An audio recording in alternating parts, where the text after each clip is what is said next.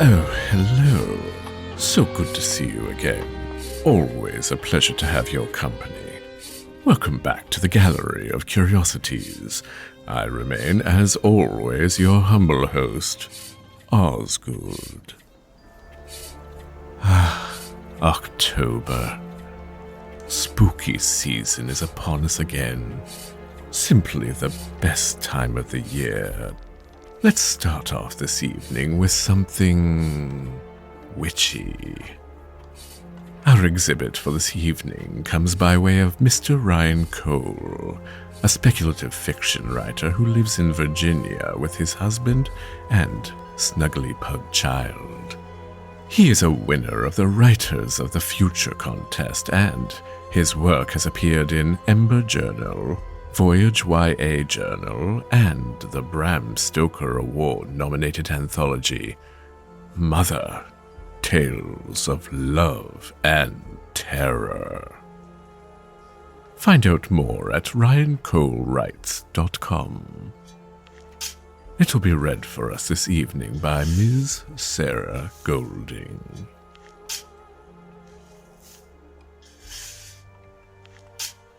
Thread in the Mouth by Ryan Cole. She came to my forest as I and my sister before me once had, young, alone, desperate for help from the witch in the woods, as if I weren't the one trapped in 10 feet of dirt, dead and decayed from the neck down. Through the worms in my ears I could hear her start to dig. "Clementine," she said. "Clementine, are you down now?" Stupid question. Where else would I be?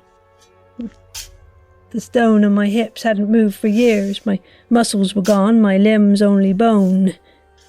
My killer had been sloppy, but not so sloppy that I could have escaped. Having siphoned what was left of my life into my head had its benefits, sure. My soul was intact. I could see through the glue he had poured in my eyes and the yarn he had sewn through my tongue and my teeth. I remembered the spells that had given me my power, that he and the rest had long tried to steal. But a disembodied head could only do so much. I was weak and vulnerable and slowly eroding. If I didn't act soon, that power would fade and there wouldn't be anyone to make sure that my death and that of sweet Penelope never happened to any other young women again, which wasn't an option. I'm here," I said. The yarn in my tongue slipped into my throat and I coughed up years' worth of mould and stale earth.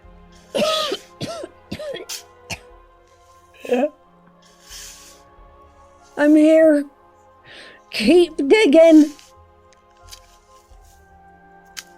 But the girl couldn't hear. The slice of her shovel drowned out my voice. It wasn't until much later that evening, when her boot heels crunched on the gravel of my tomb and her mud-blackened fingers pried open the lid, that she finally found me.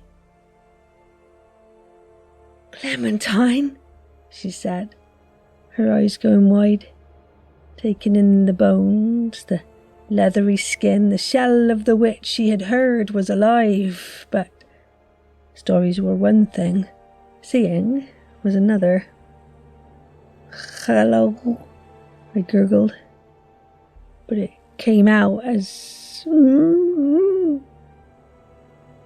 girl didn't answer. She didn't need to. I could see it in her eyes, her curling lip, the way that she staggered to the wall of the grave pit, staining her dress as she scrambled up the side. She didn't even close up my tomb before she fled. "Wait! Wait! Wait!" I yelled through the stitches in my lips. "Wait! Come back!" The same as I'd said to my sister on her deathbed. But no answer came, Nothing but the whine of the winds and the trees, the cawing of the crows. Roar, roar, roar. The white lantern glow of the moon overhead. Exposed to the night, I waited and hoped. It had been so long since someone had found me. She would come back. She would need my help. It was only a matter of time. Wouldn't she? The crows ate my eyeballs first, or tried to, at least. The membranes had hardened, the irises crystallized, each a prick of violet in a bone-white marble, just as I had made them with my last dying breath. But crows didn't care. They pecked and they prodded, and when they finally gave up, my vitals were scattered far from where they belonged. My nose was on my chest, my eyes were by my shoulders, my tongue, still wrapped in red yarn, was on my forehead. I lay there for days, unable to run, unable to hide. Paranoia set in. Would he come back? Had he sent her to find me, to make sure that what he had done had succeeded? But no, that was now more than 20 years ago, and then I wasn't so sure. On the morning of the 4th day, a shadow fell over me. It landed in the gravel, grabbed at my eye with a small, muddy hand, and when I swiveled my pupil, I saw it was her, the girl from before. "Ugh," she said. "Why is it all sticky?" She picked at the glue that was coating her fingers. Then she rummaged in the dirt and pulled out my tongue. "My mouth," I said. "Put it in my mouth." The girl leaned down. "I can't understand you." She opened my lips, looping the yarn that was sewn through my tongue so that it fastened to the stump still trapped in my mouth. "Try to talk now." I sighed, smiling. "Ah, that's better." And this time the stitches weren't making me mumble. "Now, give me my eyes." The girl hesitated. She glanced at the eye held tightly in her hand, at the other half hidden in the dirt by her foot. She picked that one up. "You can have this one now." She plopped it in its socket. "You can have the other one when you've helped me." I glared. "That's not how this works." She laughed. "And what will you do, eh? Take it from me? Well, at least put it down so you don't make me dizzy." Clutching the now-stained hem of her dress, she crouched and deposited the eye in my tomb. Too far away to roll up to my skull, yet still close enough that I could make out her face. The wild blonde hair, the pimply cheeks. She couldn't have been more than 13 years old, younger than I had been when I had come searching. "What do you want?" The girl bit her lip. "It's my sister," she said. "The withering got her when she was only a baby, and it hasn't let go. She'll die if I don't do something to stop it." I looked at the ropey grey scars on her arms, the miniature cracks. "What about your own?"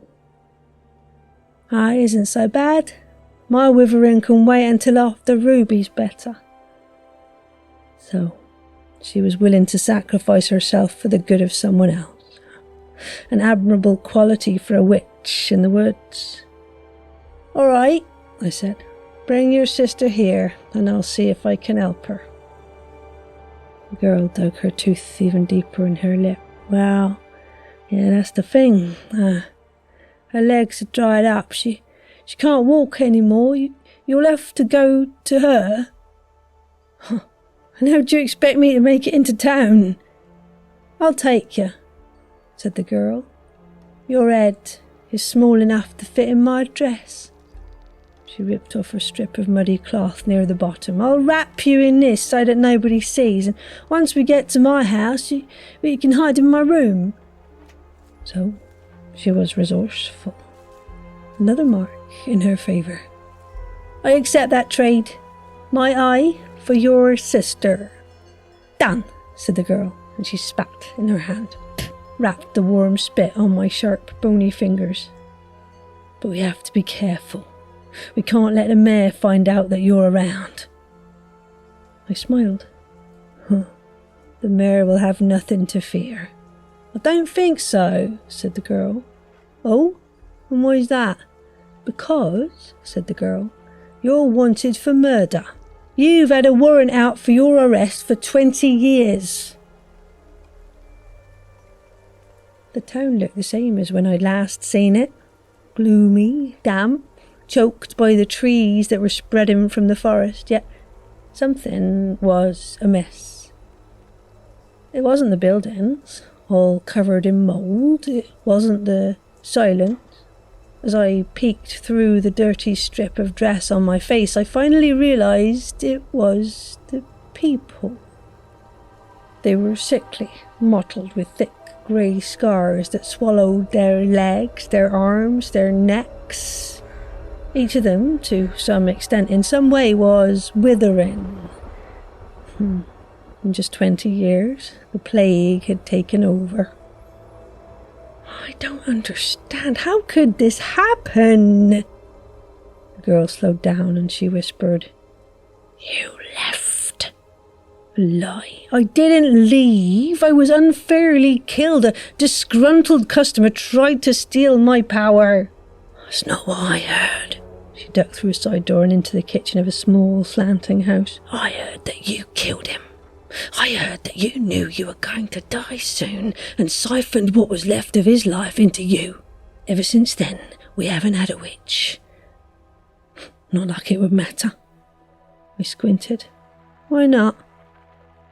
The girl looked at me as if I'd spoken in crow. "Siphoning is outlawed. The mayor said that no one can seek out your power. He said it's too dangerous, said that witches can't be trusted." The idea was absurd, and yet it made sense. "So that's why so few came to my grave, huh?" The girl just shrugged. "The risk was too high, and no one would admit that they'd gone to you for help."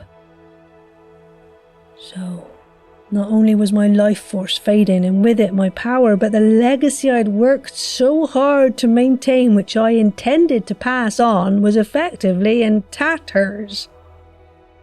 "Where's your sister?" "Up here," said the girl, and she carried me upstairs. Now, the bedroom we entered was the size of a closet, but for the girl in the bed, and it didn't look cramped. She was painfully thin, and the cracks in her legs were like deep grey worms. She looked like Penelope before she had worsened, and yet she was upbeat, her cheeks red and splotchy. "Marigold," said the little girl as she tried to sit up, but her muscles gave out.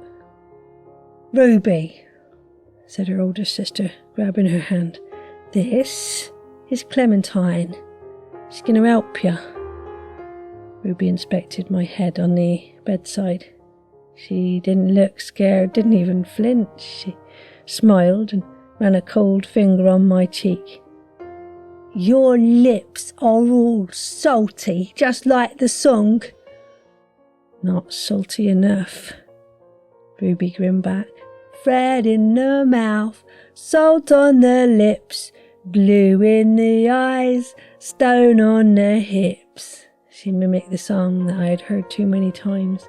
"That's the only way to kill a witch in the woods. But you're not dead." "No," I said. "I found a way to beat it." Ruby eased into her pillows, wincing. "I wish I could be like you someday. Marigold, don't you want to be like Clementine?" "No," said Marigold. "Why not?" said Ruby. She can do so much. Marigold paused. I don't want the pressure, the expectations. All I care about is you and Mum and Dad, and that's enough. Interesting. In all my years as a witch, I had never met someone who didn't want my power, who didn't try to steal it or trick me into more. Besides, said Marigold, look what happened to her. Yeah, said Ruby. I guess you might be right. Then awkward silence, both of them staring. Yet the question remains, I said from the sheets, from where to take the life? Which of your limbs has withered the least? My arms, said Ruby. They're basically normal. All right, then I'll siphon the life from your arms into each of your legs without taking too much. It'll leave your arms weaker but stable. Is that okay? Yes, said Ruby. Marigold wiped the sweat on her neck. Go on, she said. It didn't take long to summon my power. I recited the spell, layering the words like a seed in my mouth so that once it was spoken, the magic could sprout and blossom and thrive. As Ruby's arms darkened, lending their life, the cracks in her legs began to disappear, the skin less grey, the scars smoothing out. The spell took only what it needed, and no more. Ruby sat up as the dregs of my power dissolved in my mouth. She gaped at the newly healed skin on her legs. Thank you, she said. Oh, Clementine, thank you. Deal is a deal. I turned to Marigold. Now, give me my eye. Marigold pushed it with a thunk into my skull. I rolled it around so that both eyes faced her. What about your arm? Later, said Marigold, once we see if it worked. Of course it will work. But the girl didn't hear me. She was too busy hugging her sister to her chest. The issue was not that my spell hadn't worked. The issue was that it had worked too well. Day by day, Ruby recovered. And as the withering receded, the girl did everything she could do before. Go to the market, run in the fields, seek out the friends who had long ago forsaken her, which the townfolk noticed. They well knew the plague was resistant to medicine. They knew that there was only one way she could have cured it. People are getting suspicious, said Marigold. She shuttered the windows in Ruby's tiny bedroom. You should stay inside. But I don't want to, said Ruby. She cradled my head in her lap on the bed. I've been stuck in this room for the last 2 months. Marigold sighed. Then what's a few more days? Ruby's shoulders slumped. Fine, I'll stay here. After so many years confined to my grave, it felt good to have a friend, to not be alone. Most days, Ruby kept me hidden in her sheets. We talked and we laughed. I told her about how I first gained my power from the witch in the woods, how my sister, Penelope, had started to wither, how if I had been quicker, she might be alive. The withering took her. Ruby's eyes widened. I nodded. Yeah, that's why I try to help other people, because I couldn't help her. Ruby frowned. That's sad. Well, now I have both you and Marigold, I said. She reminds me of what I was like at her age. Annoying, laughed Ruby. Loyal, I said. Headstrong, brave. She would do anything to keep you safe. I know, whispered Ruby. She twiddled her thumbs. What would we do if someone finds out? if they knew that she found you, she might get in trouble, or worse, arrested. Don't worry, I said. No one will know. Ruby bit her lip. It didn't look like she believed me, which I couldn't blame her for. I didn't believe it either. Marigold came home early the next day, or who we thought was Marigold. Ruby and I were alone upstairs when we heard the front door of the house click open, the staircase creak under two heavy feet. They crept into the hallway, stopped at our bedroom and knocked 3 times. When the door swung up, I heard Ruby gasp. Her tiny voice cracked. "Hello, Mr. Mayor?" I'm sorry to come over like this unannounced, said the man in the doorway. But I was worried for your safety, given recent events. That voice, it tickled what was left of my mind. I tried to peek over the bundle of sheets to see what he looked like, but Ruby had her hand wrapped tightly on my skull, tugging on my hair. Her fingers were sweaty and starting to tremble. "I'm fine," she said. "Perfectly safe." The man's voice softened. "A very rare thing to reverse a withering." I could feel Ruby tense as he approached the bed. "Of course, I am relieved that your health has improved, but at the same time, concerned." "How did you do it?" "Do what?" said Ruby. "How did you find her?" "I don't know what you mean." The man took a wheezing, exasperated breath. "The witch in the woods is gone for a reason. Her kind of help always comes at a price." "I've never met a witch in the woods," said Ruby. "And your sister?" said the mayor. "Never. Marigold is a law-abiding citizen." His laugh, all throaty and thick with condescension, was all too familiar.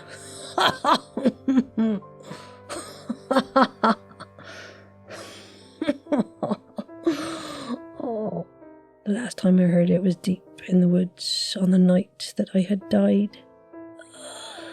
"I have it on record that your sister's been out there, picking through the forest, testing the boundaries." "Marigold has done no such thing," said Ruby. I could hear the click-clack of the man's withered lungs as he took a deep breath. "Just know this. If the witch is still alive and you do seek her help, there will be consequences. Her kind of power isn't welcome in our town." Ruby didn't answer. She was shaking long after he left the bedroom, descended the staircase and relatched the front door. "It's all right," I said, since I was certain that he was gone. Ruby's voice broke. She sniffled. "He knows." I smiled. "Then we'll have to make sure he can't find me." Ruby nestled deeper in the well of her sheets. She snuggled up next to me.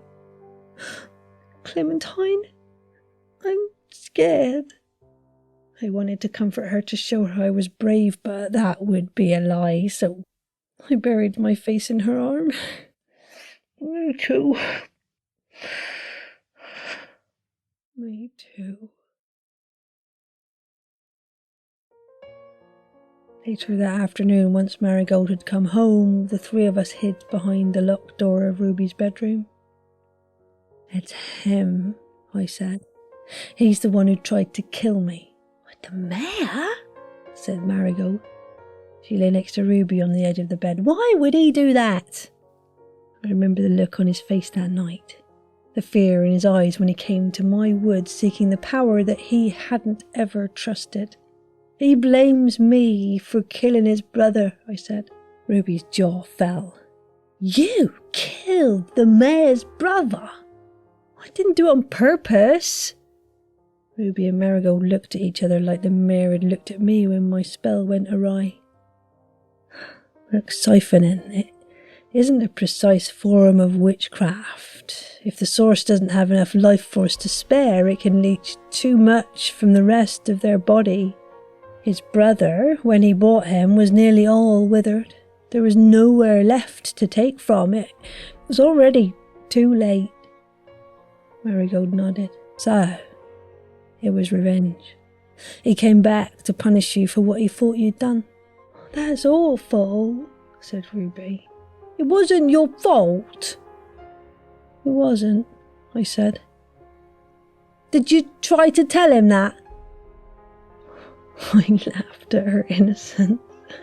You'd think he would listen. He was terrified of me, of what I could do. Ruby sat up. We can't let him win. But what if he comes back to look? Said Marigold. But what if you hadn't been up here to hide her? Both of them looked at me, afraid to speak the truth. I can't stay here anymore, I made myself say. Ruby scrunched her face. But where would you go? Not to your grave. He knows where it is. What if we dug another grave? Said Marigold. Away from the other, where only we can find it. Then we can visit you whenever we want. Ruby's face fell. But I like having you here. And I like being here, but your sister's right. We should go to the woods. The three of us ventured out just before twilight, my head in a knapsack over Ruby's shoulder. We stopped at a creek several miles from town, and Ruby sat beside me as Marigold dug. Can you teach me? She said. I want to learn to be a witch. The question surprised me from someone so young. She didn't understand the implications of what she asked. It's more than just memorising the spells, I said.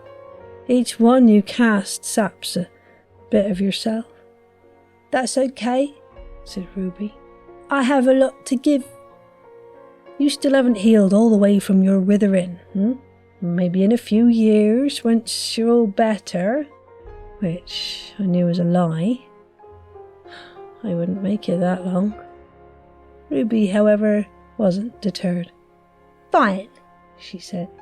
I'll be ready, I promise. Marigold dug until the dark closed in. When her shovel met rock nearly 3 feet down, she hopped out of the grave. I think it's deep enough.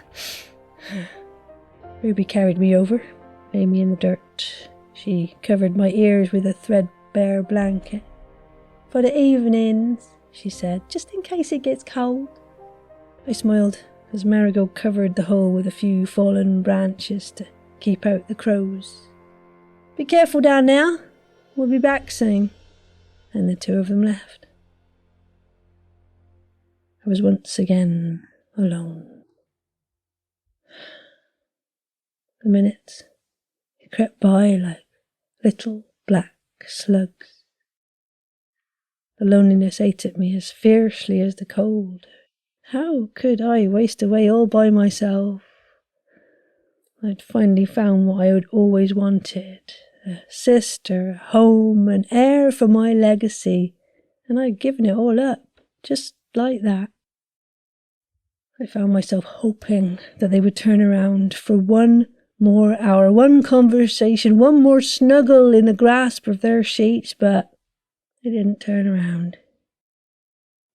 All I had was silence. I just closed my eyes when I heard a twig snap. The branches that were covering my grave slipped away. It was them. They were back. Oh, I had never been happier. "Ruby," I said. "Marigold, is that you?" And then I saw the mayor's face lean into my grave. "Hello, Clementine. It's been too long." He gagged me before I had a chance to fight back. "Let me go," I tried to say, muffled by the rag as I watched him pull a thick spool of yarn from his pocket. It was followed by a small cloth packet of salt and a bottle of glue. The mayor took a tight, wheezing breath, then grinned. "You won't find a way out this time," he said. Panic set in. White, hot and searing. I had nowhere to go, no way to escape. "A nice trick you played, sequestering your life." He started to thread the red yarn through a needle. "If I had known you could do that, I would have been more thorough." I called out for help, but the gag kept me quiet. My tongue was wadded up. I couldn't form the words, and as the needle met my lips, picking at the same holes from 20 years ago, I didn't think of myself, didn't think of the grave that I would lie in forever. I thought about Ruby and Marigold and their parents, and about how they would all suffer if the withering spread, and about all of their untapped, wasted potential, and all because of one man. I heard a leaf crunch, but the mayor didn't turn. His attention was all on the needle in his hand and a thread in my mouth that would stifle my voice. He stuck a grey thumb in the packet of salt and he smeared it on my lips, my cheeks, my chin. Another leaf crunched in the forest behind us. I wriggled away from his dry, grey fingers. My skin this time was drinking in the salt, sapping the life that enriched my spells. Frantically, I rubbed up against the grave wall, which the mayor didn't see. He was watching the tree line. And just as quickly, he wasn't. Tangle of blonde hair barreled into him. Ah! Marigold stomped on his wrist, his ankle, as Ruby jumped into my grave and scooped me out. She pressed my face into her tight chest as she ran. Then she dove behind the trunk of a long rotted tree and she picked at the newly drawn stitches in my mouth. "You came back for me," I said. Of course we came back. And we heard someone creeping through the woods. We got worried." A matter-of-fact way of speaking made me laugh, made me never want to stop, but the danger wasn't gone. "We have to help Marigold." "No," said Ruby. "That's just a distraction. We have to get you out of here." But the girl was wrong. "Put me down," I said. Ruby didn't budge. "If I don't stop him now, he'll ruin the town. I don't have a choice. I have to fight. I have to end this." Ruby must have felt the intensity in my voice. She bit her bottom lip as I started to speak. The spell came heavy, all gloopy and slow, but not for lack of practice. It was laden with fear, with the crisp realization that this would be the very last seed I ever cast. That the price of my power this time would be fatal. Yet I kept on speaking, layering the words, shaping the phrases like a pearl in an oyster, draining the life that remained in my head so I could siphon the life from the man at my grave. Marigold did her best to lead the mare away, but she tripped on her dress and fell face first in the dirt. She kicked at the mare as she grabbed onto her ankle, pulling her back towards where Ruby and I hid. That was when I cast it. Spit out the seed spell, bracing myself for the whiplash of power, and all of my intent, all of my anger, all of my quietly concealed desperation crashed into the man who had once tried to end me.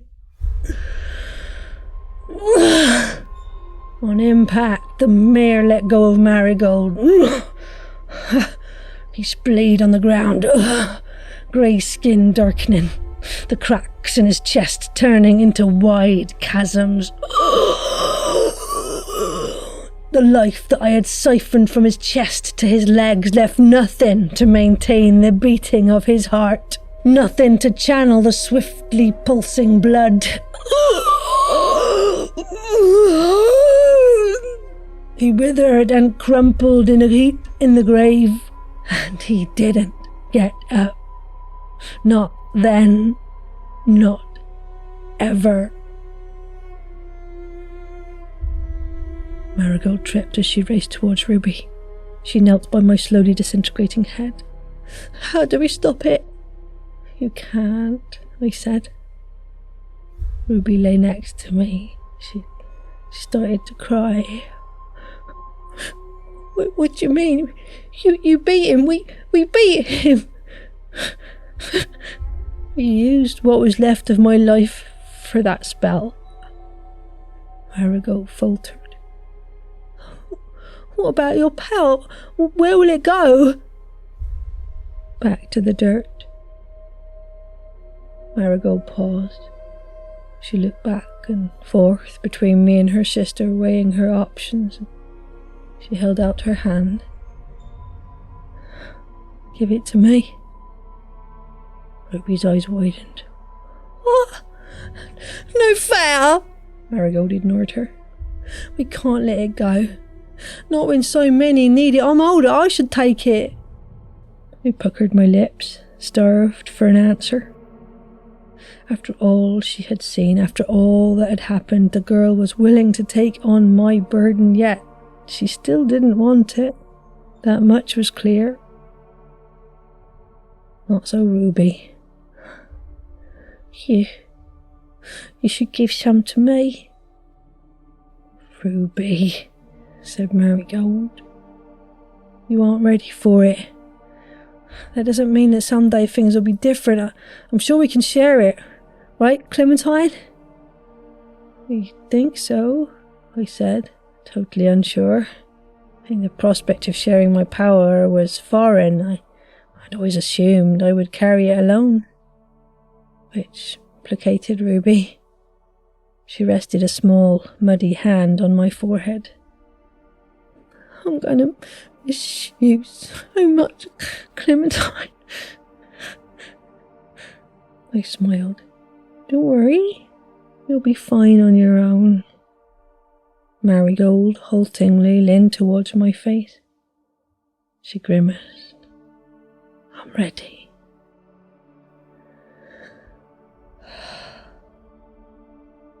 The spell this time came easy as breath, and it may have been exhaustion, may have been the fact that my skull was nearly dust, but the moment it left me, I felt a release, a wave of relief that it had found a good home, that all I had done wouldn't be for nothing.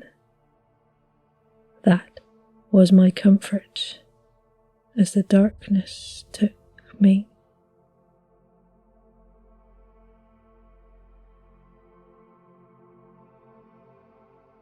She came to my grave, as her sister once had, though now she was older and she wasn't alone.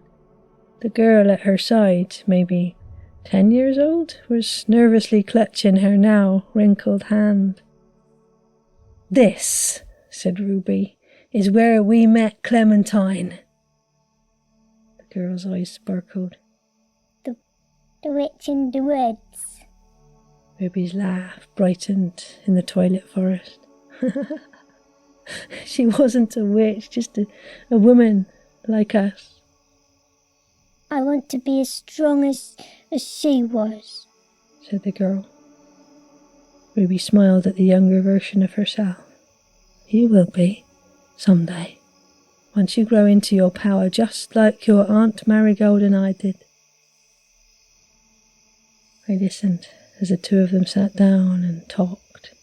The shadow of my spirit lingered long after they left, and I eagerly waited as the years crept by and each new generation came to my forest, the women and sometimes the men, to say hello, to pay their respects, to share in their joy.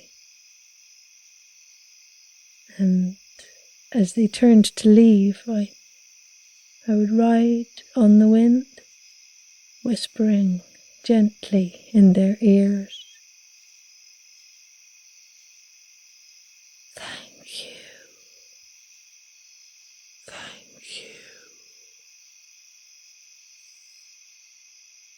Thank you.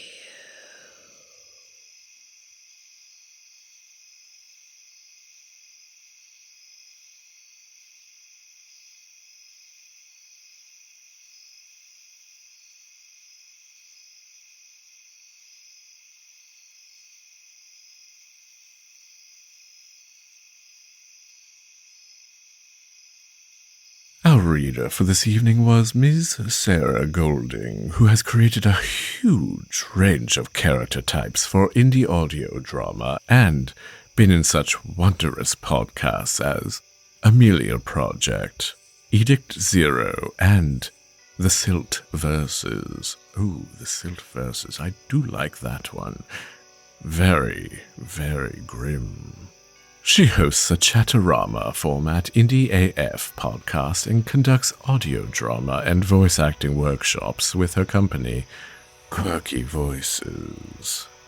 Find her at quirkyvoices.weebly.com. Thank you, Miss Golding. This was so fun. Yes, the chorus will see you out, and do mind that they don't get too close. I forgot to feed them this week. Yeah. You two should be on your way. I'm certain you have a lot of decorating to do before the big night is upon us. I do love October.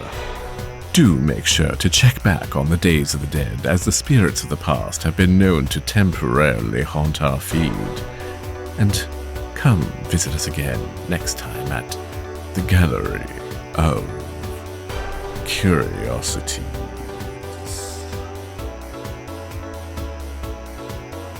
Gallery of Curiosities is produced under a Creative Commons International 4.0 non-commercial attribution, no derivatives license. Story copyrights remain with the authors.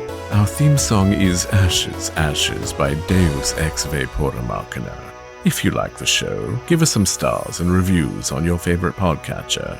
This episode was produced in October of 2023.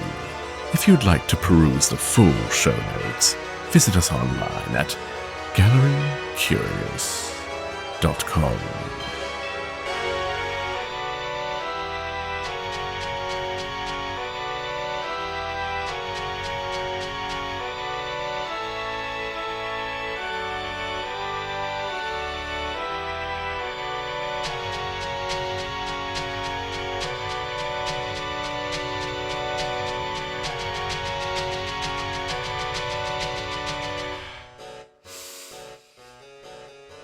It's been too long. I've been in Iceland. I learned how to raise the dead.